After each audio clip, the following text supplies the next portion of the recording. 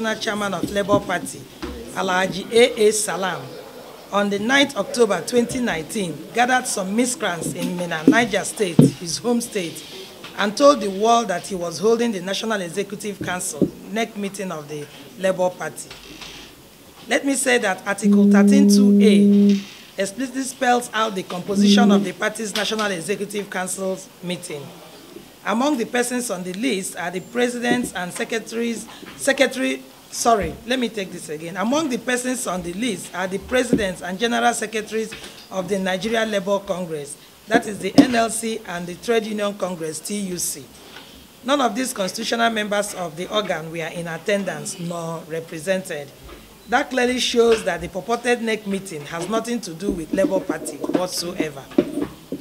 On the 2nd October 2018, INEC had written to the party to comply with the order of the Abuja Division of the Federal High Court to conduct an all-inclusive national convention involving all parties covered by the terms of settlement filed on 14th March 2018.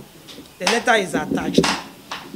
The letter is very explicit on the action to take: elongation of tenure and suspension of National Working Committee members are not part of the order of the court.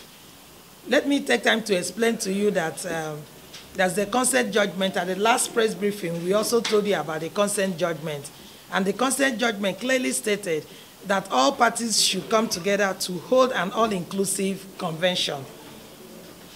Now, of great concern to us is the fact that he claimed to have suspended 8 members of the National Working Committee. The purported suspension of the 8 NWC members is only a fiction of A.A. Salam's widest imagination. No responsible person can gather non-party members and claim to have sacked National Working Committee members and at the same time prolong his own tenure, knowing fully well that it has ended on the 10th October 2018. On 10th October 2014, on 11th October 2014, we had a convention in Ondo State. It was the convention that brought the National Working Committee of the party, into office. And that tenure will ended on the 10th October 2018. And so as we speak now, there is no National Working Committee in place because our tenure elapsed on the 10th October 2018. So with the end of the tenure of this executive and in compliance of the above-mentioned court order, the Labour Party does not have a National Working Committee in place. This clearly means that any nomination of candidates done by the party after 10th October 2018 is null and void, and it will be in contempt of the court order.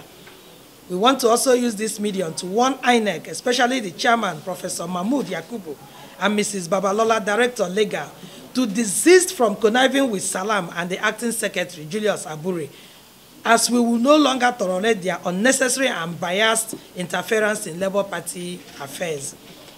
A 7-man committee is being constituted to oversee the activities of the party and midwife the all-inclusive convention in accordance with the court order.